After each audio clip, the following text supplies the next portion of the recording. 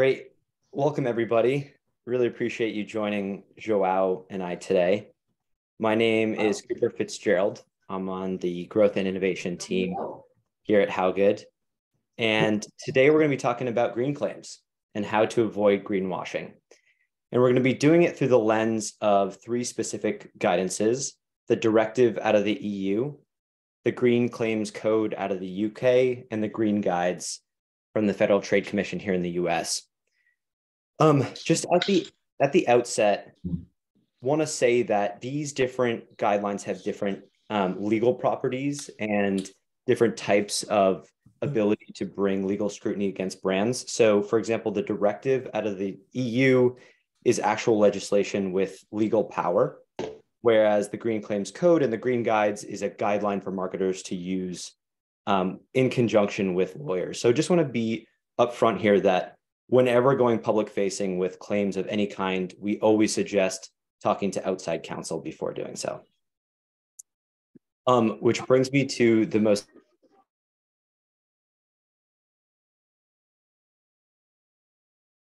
You're muted, Q.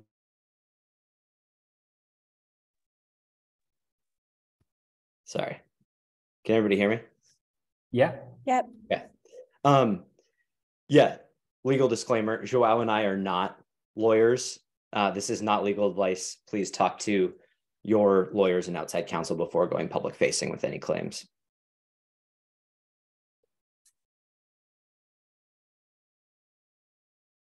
So just a little bit about João and I, so you have a sense of where we're coming from to this conversation.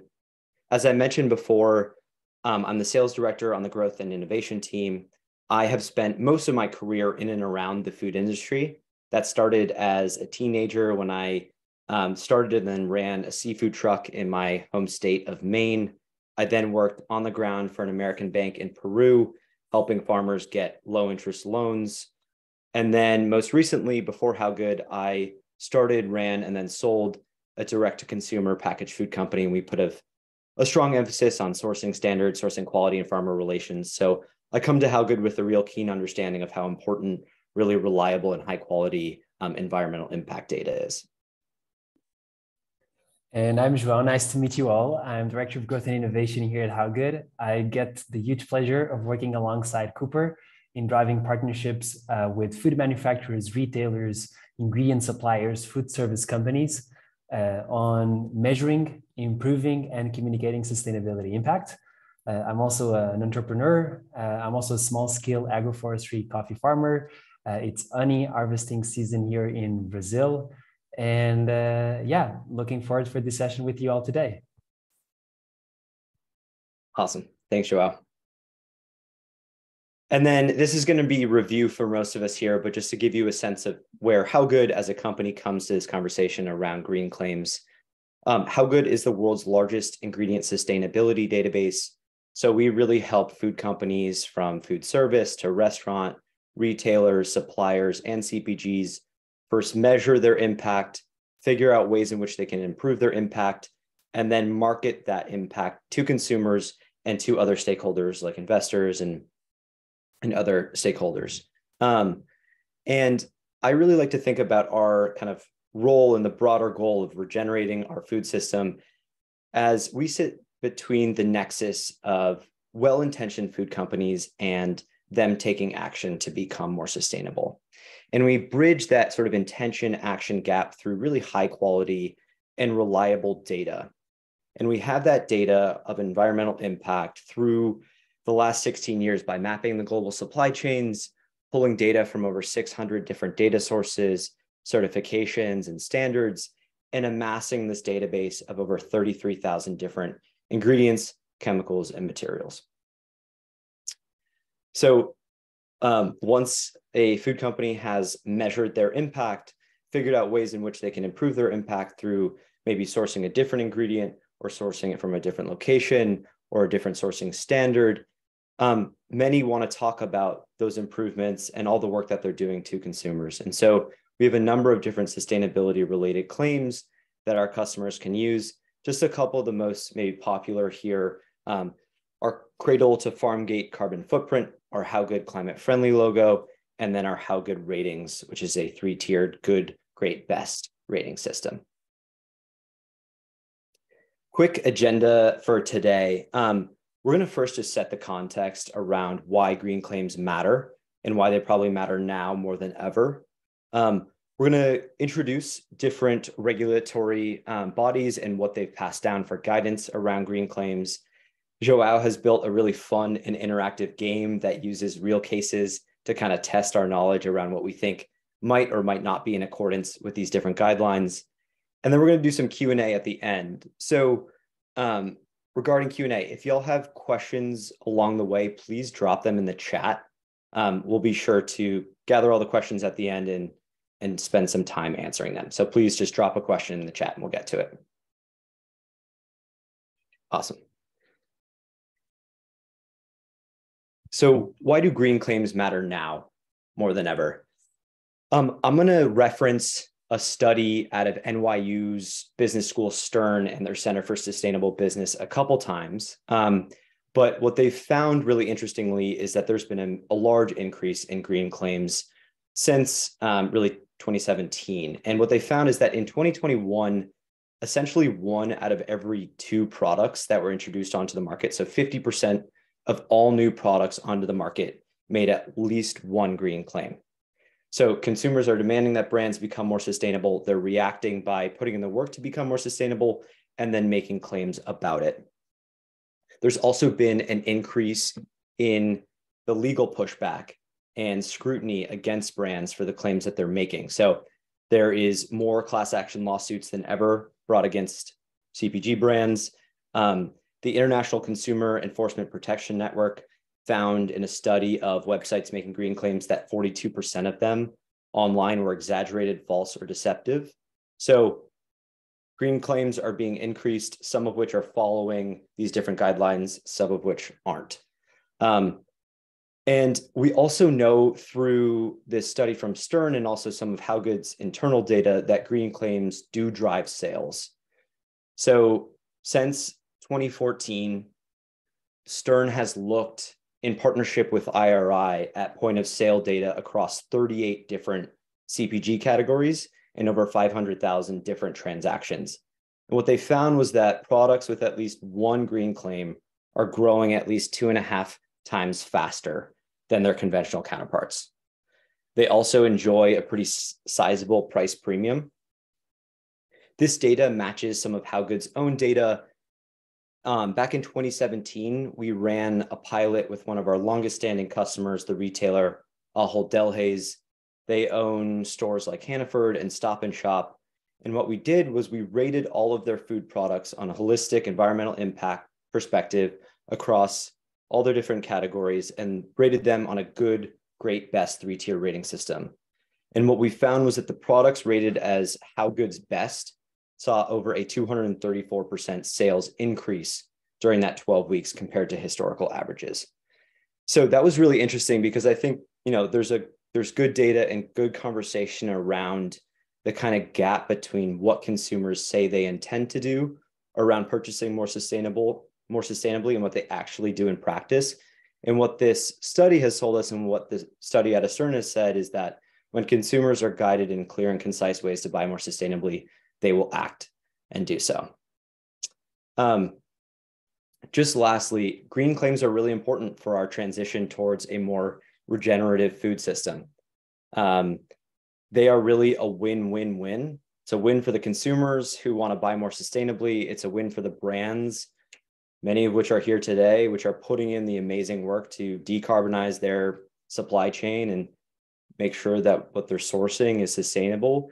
And it's a win for the environment. Of course, we want to buy more sustainably and we want to favor those products. And so that really only works, though, when marketers are being clear and concise to consumers and are not being deceitful in what they're saying. So this sort of brings us to regulation and why green claims are really important around our transition to a more green food system. So just foundations around the different standards in organizations. It can be a little bit confusing. So just want to kind of set here's a few of the different frameworks that you can follow.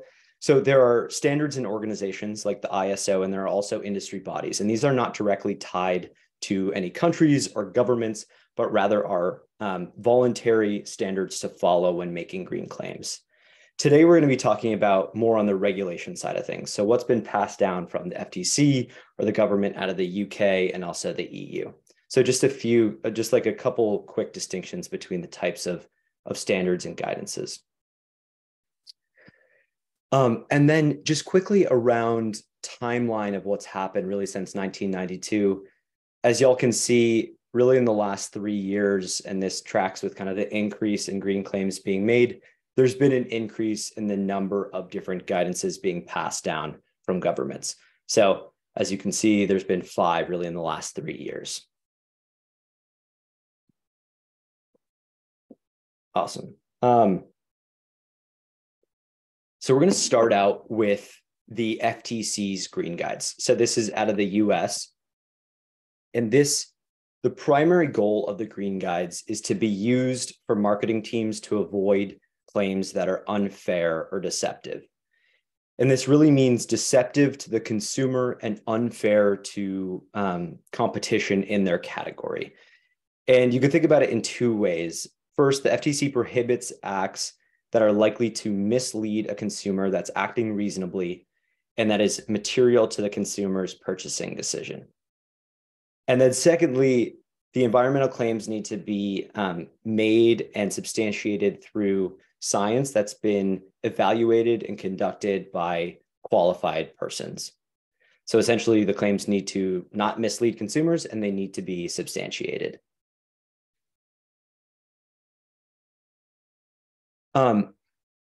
There are sort of 4 main buckets from the green guides. The first is around qualifications and disclosures. So what this essentially means is if you have a product that you're claiming is recyclable, but in fact, it's only store drop-off recyclable, you need to make that disclosure to the consumer in a clear and prominent way. You also need to distinguish between the benefits of the product, package, or service. So again, if you're claiming that your product is recyclable, but only one kind of small component part of the overall product is recyclable, you need to make that distinction to the consumer. Third is around comparative claims. So these are typically the ones that get the most scrutiny and pushback. You're calling out a competitor or you're typically calling out your category at least. So they need to be very clear to avoid consumer confusion and they need to be well substantiated.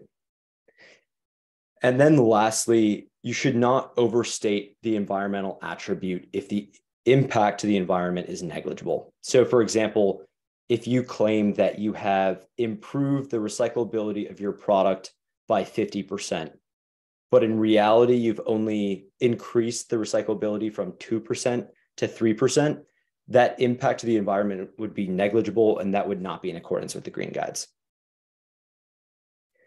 This is a pretty comprehensive document. It's about 40 pages. If anybody here wants more information about specific types of claims, definitely check it out. They go into details on compostable claims and recyclable claims, carbon offsets, and they also have examples for each one of them.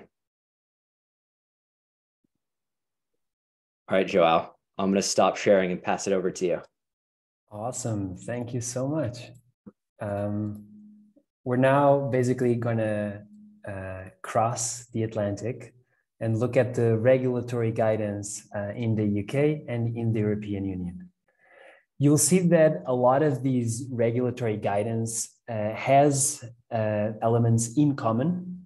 So what we're going to do is, instead of being reiterating a lot of the points that the green guides and Cooper already mentioned, we're going to be focusing on maybe what's distinctive about this specific piece of regulation in the markets across the Atlantic.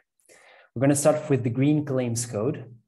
This is a code launched by the Competition and Markets Authority in the United Kingdom back in 2021. And the Green Claims Code has a series of resources that you can look at. They also provide a checklist to help marketeers and brands basically check whether the claims they're making are in alignment with the guidance of this code. There are four specific elements that we're going to highlight.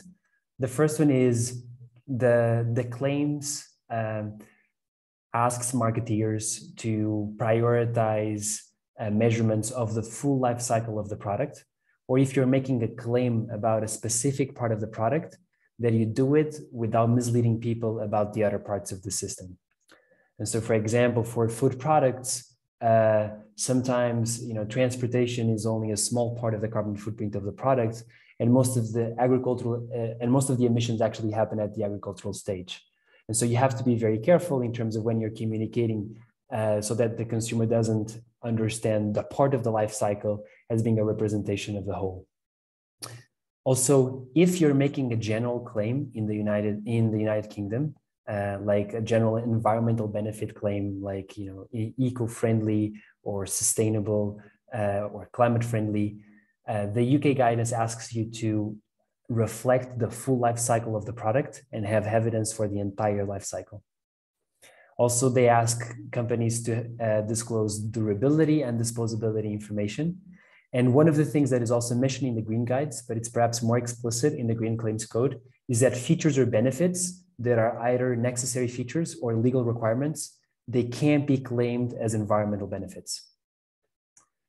The rest of the elements are relatively similar to the green guides, so they really focus on accuracy, clarity, and clear disclosure.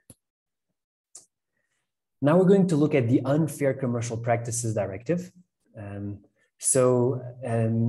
After the European Union launched the Unfair Commercial Practices Directive, they also launched two guidance documents that provide additional instructions on how marketeers should substantiate a series of claims, specifically green claims. The UCPD, as it's referred to in the European Union, basically says that claims must be truthful, they cannot contain false information, they must be clear, specific, accurate, and must be interpreted in an unambiguous manner. You have to have evidence to support the claims. And when courts or regulatory authorities in the EU are basically judging the merit of a claim against this piece of legislation, they are assessing whether the claim is likely to materially distort the economic behavior of the average consumer. Of course, the discussion of what is the average consumer in the European Union can be a long one, and we're not going to go into that. But it basically gets you to the sense of how the regulators will interpret and assess claims. Now, until now, what Cooper and I have made with you is to share current regulatory guidance specific on green claims. Now, the fact is that there are two pieces of legislation specifically here in the European Union that we find interesting to share with you, because they're indicative of where green claims regulations are going. Also, it merits saying that the green guides are currently, the FTC, the Federal Trade Commission, is seeking public comment in the green guides. And so the last version of the green guides was in 2012. And so we should also expect an update to the green guides relatively soon. But for now, we're going to focus on these two pieces of legislation from the European Union. So the first one is a proposal for a EU directive on empowering consumers for the green transition. It has a big name. It was published in 2021, and it has a lot of ramifications. The ones that are most material for people who want to do and substantiate green claims are the ones here in this slide. So if it is approved in its current format, the European Union would ban the practice of displaying a sustainability label that is not based on a certification scheme or not established by public authorities. It would also ban generic environmental claims. Also, it would ban presenting requirements that are imposed by law. It would ban omitting information that the consumer might need on the durability of a product. And finally, it also bans a practice for persuading the consumer to replace a product earlier than necessary for technical reasons. The other directive is a proposal for a EU directive on substantiating green claims. So this proposal specifically hasn't even been officially published.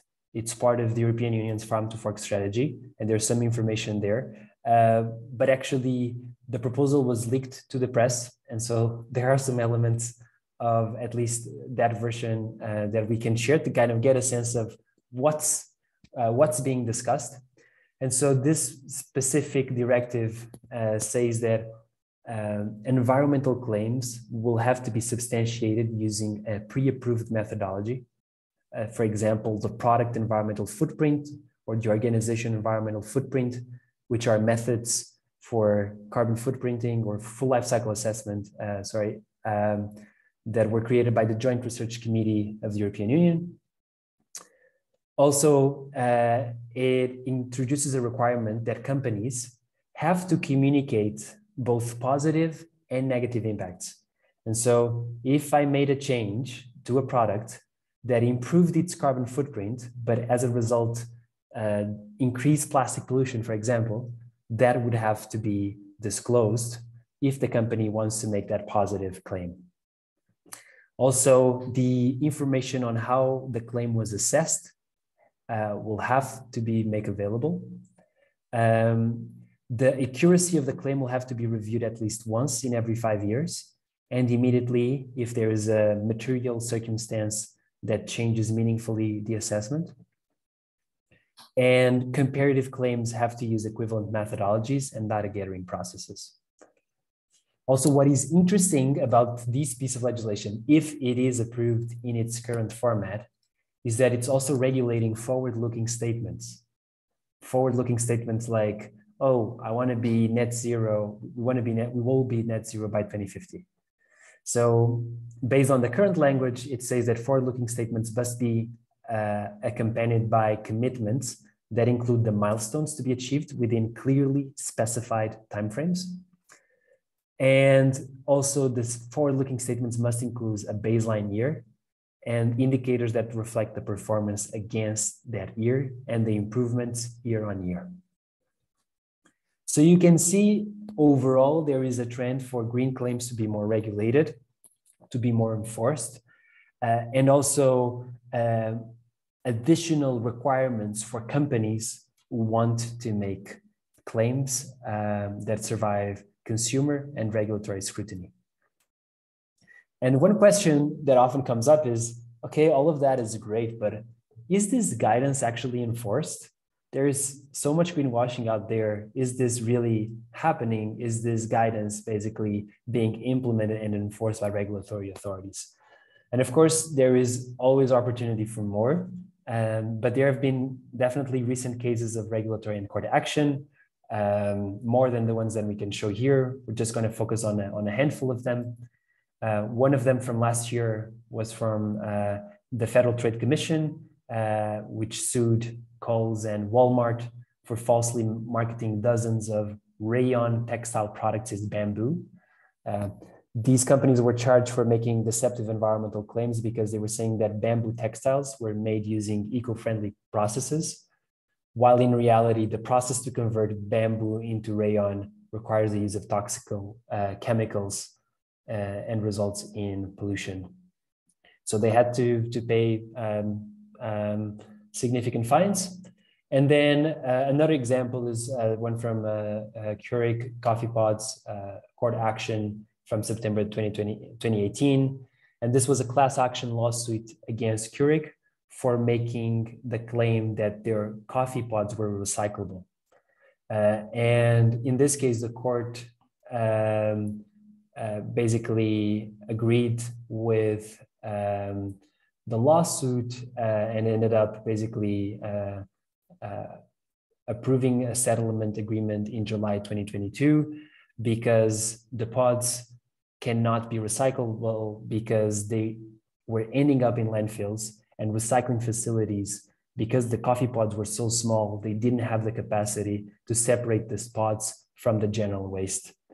And so it basically tells you how, when you're really making a claim, you really need to look holistically at what are the processes, the resources, and the facilities that are needed for that claim to actually be materialized.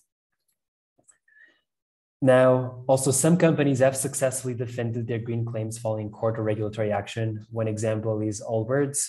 The New York federal court dismissed a lawsuit against Allbirds that was basically claiming that they were not comprehensive enough in the assessment that they've made of the full life cycle assessment of their shoes. They were able to substantiate the claim and move forward. Also, the same thing happened with Chipotle and Real Footprint. Chipotle did a Super Bowl ad and launched a specific calculator called Real Footprint that enables their shoppers to and their customers to calculate the impact of buying from Chipotle versus conventionally sourced ingredients. And the National Advertising Division found the sustainability claims from Chipotle to be well substantiated. It recommended a couple of modifications that were promptly introduced. And these claims were actually, and the data substantiating these claims was actually provided by HowGood. So a lot of theory. We spent 28 minutes talking about theory of green claims, and we really value your resilience to hearing and talking about and reflecting on regulatory guidance.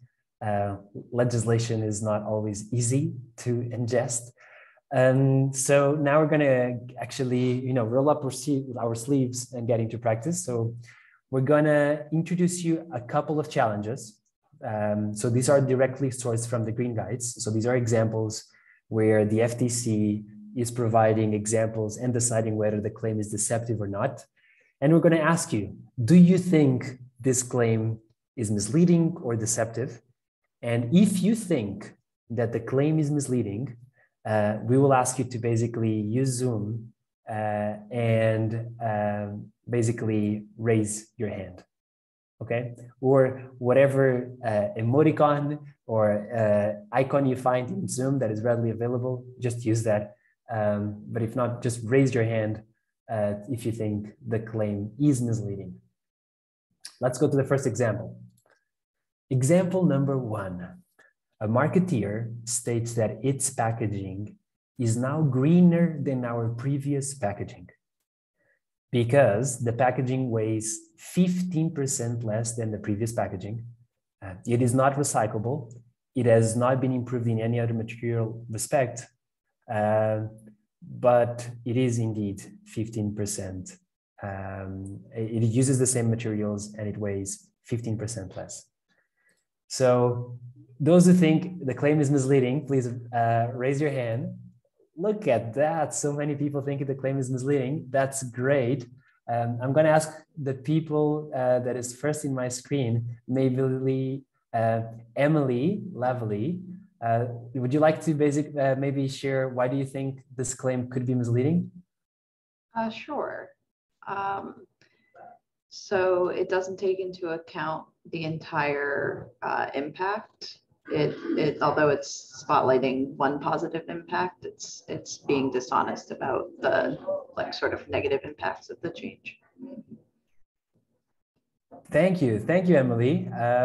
That's definitely in the direction of what we see the FTC basically claiming. So you can put your hand down if you'd like. And then we're going to give you other opportunities to participate. But basically, the Federal Trade Commission says that the claim is indeed deceptive. They provide a slightly different reason, Emily. So they say that it's deceptive because reasonable consumers would likely interpret greener in this context to mean something more than just the packaging. And so a claim that was stating greener than our previous packaging, but that had additional language saying we've reduced the weight of our packaging by 15% would not be deceptive. So here it's almost what's missing here from the Federal Trade Commission point of view is the qualification. Because when we say greener, greener can mean a lot of different things for a lot of people. Are you talking about water eutrophication, plastic pollution, carbon emissions, impacts on animal welfare? And so here the guidance of the Federal Trade Commission is, well, qualify that general environmental benefit claim, the greener, to and be very specific that what was the actual benefit that was implemented to avoid decepting the average consumer. Thank you, Emily. Let's go to example number 2. And so get that greenwashing muscle exercised. A product label contains an environmental seal. This seal is either in the form of a globe icon or a globe icon that has the text Earth Smart.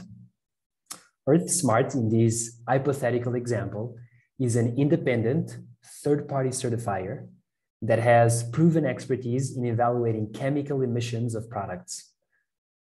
And the marketeer and their product meets the Earth Smart standards for reduced chemical emissions during product usage.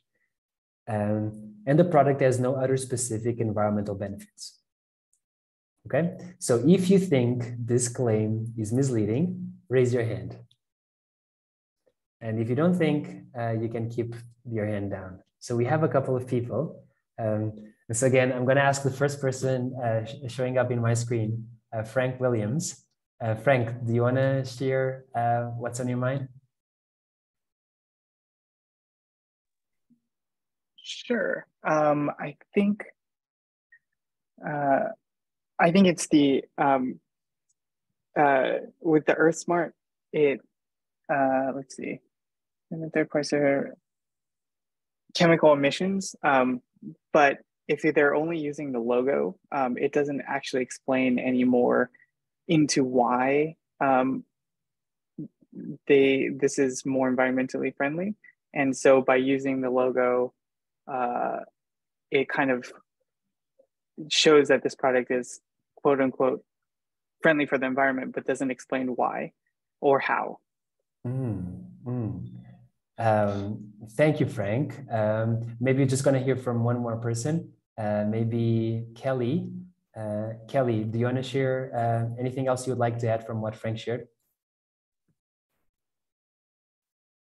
Sure. Yeah. So I think I agree with him that it doesn't say much to the consumer, that we don't really know what's going on with this third-party verification and if they're affiliated with anything, any type of regulatory association. So I would say that maybe that has something to do with the FTC's opinion. Thank you, Kelly. Thank you, and Frank. And Sure. you can put your hand down. So definitely there is specific guidance from the FTC on certification bodies. The guidance is that the certification bodies have to disclose any material connection to the certifier if that's the case.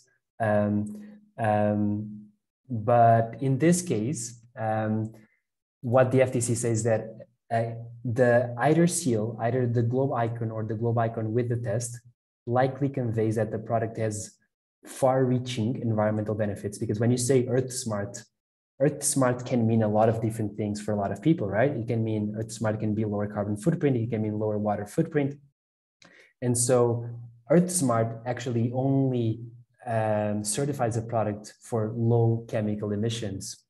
And so the seal would not be deceptive if the marketeer put together with the seal, with the globe icon, language saying Earth certifies that this product meets Earth Smart standards for reduced chemical emissions during product usage, or Earth Smart certified for reduced chemical emissions during product usage.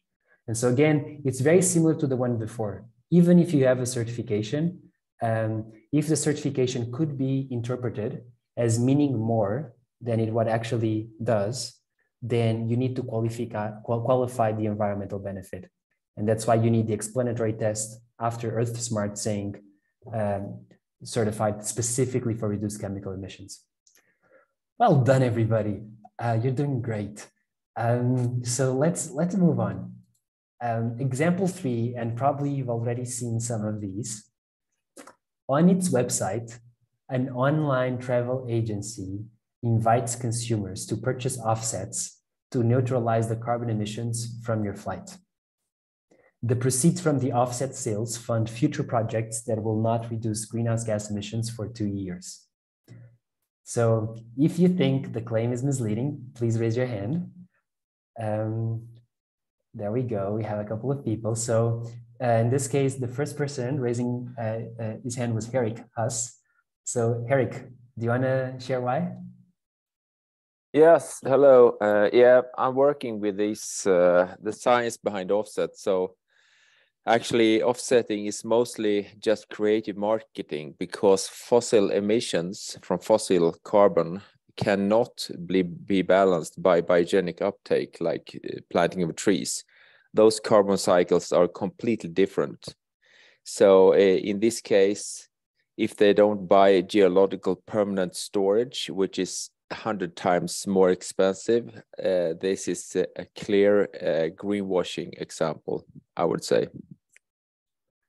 Thank you, Eric. And I love that kind of what you've mentioned, and I'm maybe just going to give the microphone to someone else, maybe Monica Cardi. Do you want to share anything else you'd like to build on top of what Eric just shared? I think Eric has a bit more scientific background on this than I do, but in terms of like just the vagueness of this language, I would say neutralize is incredibly vague and leaves way too much space for interpretation in terms of like what that value to the consumer is. But then also to Eric's point, it doesn't necessarily show the trade-offs of like the not neutralizing carbon emissions. So I know that we talked that like previously we were mentioning maybe for the European context, while I know this is an example from the US, that you have to show what would be the possible negative impact of not doing something. So I think just in general, the vague language is not strong enough for clear communication to consumers. Thank you so much, Monica. I think both comments really illustrate, in a way, a lot of the opportunity in terms of updating the Green Guide. So what the guidance says currently from the 2012 version is that the claim likely conveys that the emissions haven't already have occurred. And so the advertisement is deceptive because when the customer is buying, he expects the greenhouse gas emission sequestration in a way to already have occurred and not occur in the next couple of years. They say that the claim could not be deceptive if they say offset the carbon emissions from your flight by funding new projects that will begin reducing emissions in 2 years. Now, you can see that a lot of your comments talked about additional limitations that the 2012 version of the Green Guides did not include here. And that's actually one of the reasons why the Green Guides now, the Federal Trade Commission is seeking public comment in the Green Guides. And one of the areas where they've asked explicitly for guidance is guidance around carbon offset claims. So please make sure that you participate in the public commenting period, because those comments were right on the money. And also the other thing for you to note is actually in France, with the French climate and resilience law, for the first time to our knowledge, France is regulating the use of the carbon neutral claim and putting specific requirements that need to sit behind it. So thank you to both of you for those comments. We have 2 more examples before we go into Q&A. So nationally marketed lawn and leaf bags state compostable on each bag.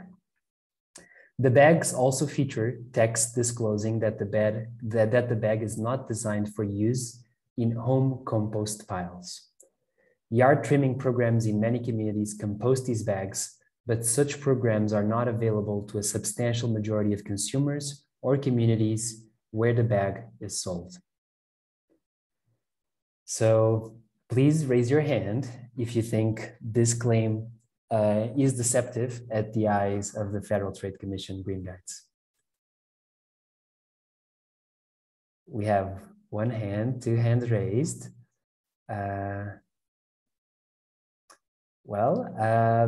going to go to ask Antoine, our dear friend from Alter Eco. Antoine, why do you think this is a misleading claim? Hi everyone. I think it's good that they say that it's not for home compost, but I guess they have to explain that what where to put it, right? So I think something like use it in a commercial compost and maybe a link that helps people find that type of composting facility.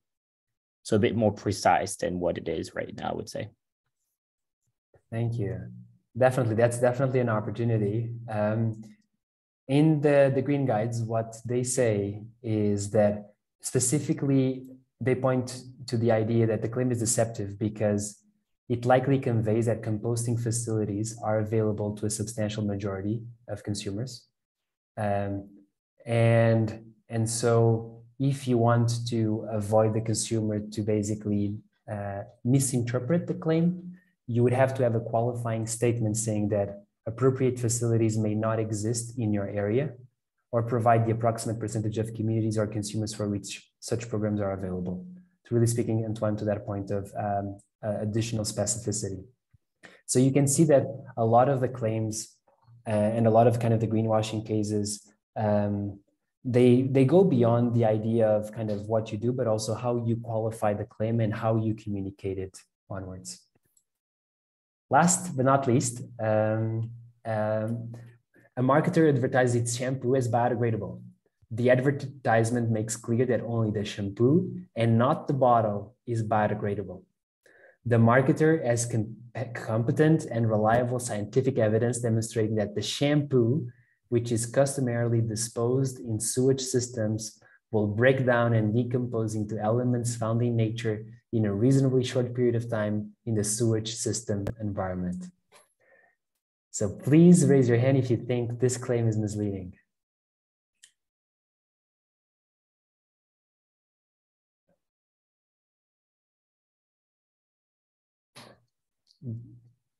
So yeah, we have Shannon. Do you want to share? Why do you think the claim could be misleading?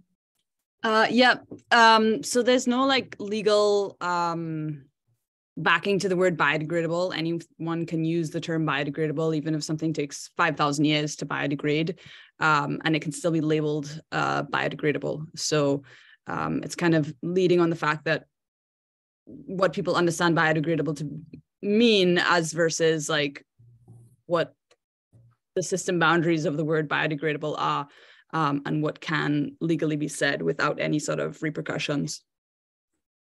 Thank you, Shannon.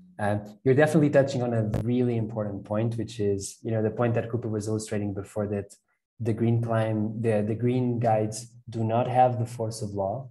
And so the Green Guides, they do provide a definition for what biodegradability means, but they do not have the force of law, of enforcement of that biodegradability claim necessarily. And so they provide a guidance in terms of what a biodegradability claim, how a biodegradability claim would not be deceptive at the eye of the Green Guides. And that's actually the example that they provide here, like that if it's proven to break down and decompose into elements found in nature in a reasonably short period of time in a specific system. They also clarify what it means by a short period of time. But again, it's guidance. And so there is no bulletproof way against biodegradability. But based on the FTC Green Guides, the 2012 version, the claim would not be considered deceptive. But again, this is also one of the areas where the Federal Trade Commission is looking for input. And so, Shannon, make sure you dropped your wisdom as the FTC is seeking public comment. So we've looked at 5 examples. So thank you for everyone for participating. So we're going to pause for a couple of minutes and see what questions we have.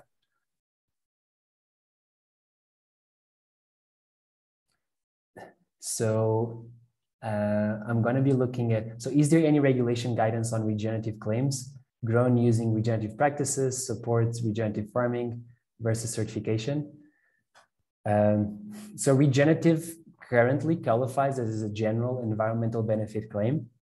And so, but if you have a certification body behind it, like the regenerative organic certification, you would have additional backing for the claim. But currently, to our knowledge, there is no regulation specifically for regenerative claims. And maybe, Mitch, that's an opportunity as the FTC is seeking public comment maybe that's an opportunity for you to ask for something like that. Against greenwashing, what sort of the measures or steps can be taken as a consumer? So this one from Vijaya Kumar. So one of the main actions you can take as a consumer is signaling products or brands that you think are making misleading claims to consumer protection agencies. So in the UK, in the case of the US, you can point them to the National Advertising Division. In the case of the UK, the Competition and Markets Authority, or a local consumer protection enforcement network. And typically, if there are enough people complaining about that claim, it prompts an investigation. Also, the other thing is, speak to the brand themselves, right? If you see something that is not right, or that you think you would like additional clarity, ask questions.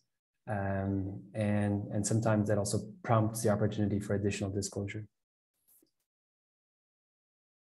The next one from Colette: do these two proposals for the EU directives on green claims only apply to items sold in the EU, or would they apply also for items produced in the EU and sold in the US? That's a great question for your lawyer, but I think from what we've read so far, it applies to claims made in the EU market. But please make sure you check your legal team for something like that. How do you define net zero? Do you mix fossil and biogenic carbon? Eric, I think this really goes into your point of kind of how we define net zero, and the fact that there is no regulatory enforcement of what net zero means, with the exception now of the French climate and resilience law for the carbon neutral claim. And if you're interested, we can send you the text for that piece of legislation. I'll pause here just in case to check, Cooper, any other detail that you'd like to share or insights in terms of these questions that we just went so far? No, that's great. We did just get a question about sending around the direct links to these guidelines and laws, so we can definitely do that after the presentation. Awesome, thank you.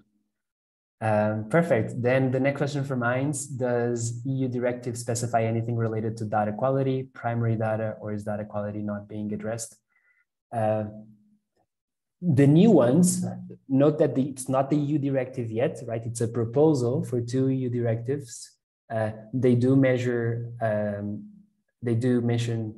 specific standards for methodology and data gathering processes.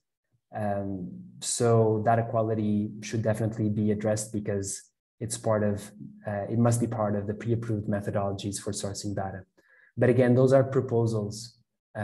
The one that has something specific to data quality is the carbon neutral claim in France is regulated, and there are specific data requirements for companies making the carbon neutral claim in France.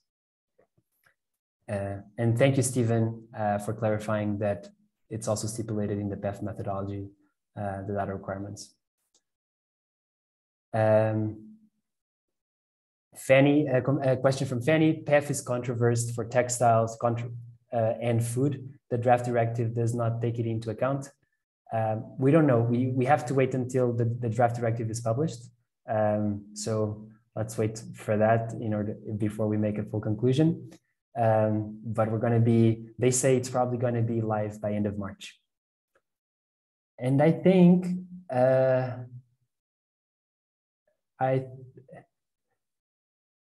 we have a couple of more questions. They keep coming in, and we still have a couple of minutes. So is there any way to encourage donations towards carbon credits at online checkout without being greenwashing?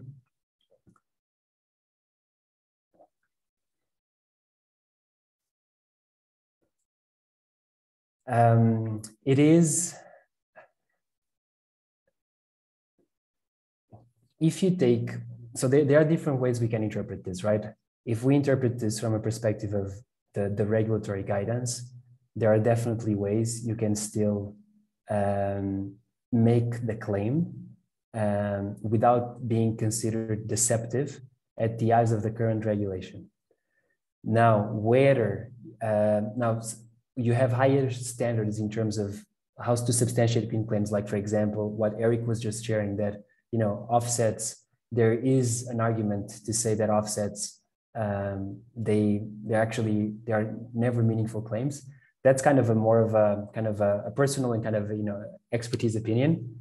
From a regulatory perspective, you can still make the claim without being deceptive if you provide the appropriate disclosures, and if you can prove that you have the backing for the claim, and you know, certifications, and we know that there's been a lot of controversy around the VERA and you know, the VCS methodology, but that's kind of the idea. From a regulatory perspective, you can still make the claim, but then you'll have to define based on your own standards whether you would like to make that investment, where and how. And thank you for those who are helping answer these questions. Thank you, Margot, for your comments. And I think we're going to go to the last couple of questions. One of the arguments heard from many marketeers that they have very limited space. Pointing to QR website or equivalent is possible. What is good practice moving forward? So definitely there's an opportunity for you to provide, and the regulatory guidance that we've seen encourages companies to provide additional resources, either through a link or a QR code. The one thing that you have to kind of monitor and track, you know, together with your legal team based on your local jurisdiction, is whether what types of qualifications do you want to make front-facing, and try what types of qualifications, like methodology and data sources used, can you make basically on the back end, and people can basically search on their own demand. So there is not a specific rule for that. But yeah, any qualification that any qualification that is important to basically clarify, or that has a material impact in terms of avoiding the customer to be misleading, should be as front-facing as possible. And we have the two last questions, one from Bruno. Developing a service in the farm to fork initiative, should I take in account the scope 3 emissions from my clients on my claims?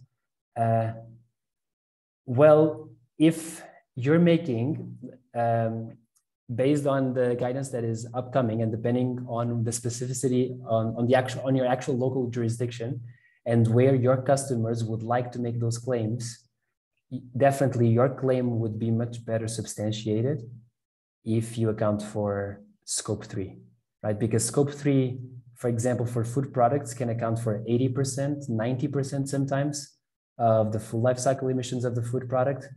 And so the more of that you can include, the more future-proof you would be. And the last one from Monica: does the group have any thoughts on how meaningful the changes and updates to the green guides could be once they are updated after public comment? No, but I think that's one of those questions that it's in our hands, right? It's in our hands to shape the best version of the green guides that we can possibly have. And that's why we're now going to go into next steps. So we will send you the workshop materials alongside the recording, the presentation, and links to the regulatory guidance. It's always a little bit more fun to actually, you know, read the guidance by yourself. Also, we invite you to stay in touch with us. You have here the contacts of Cooper and myself and our LinkedIn profiles. Please connect.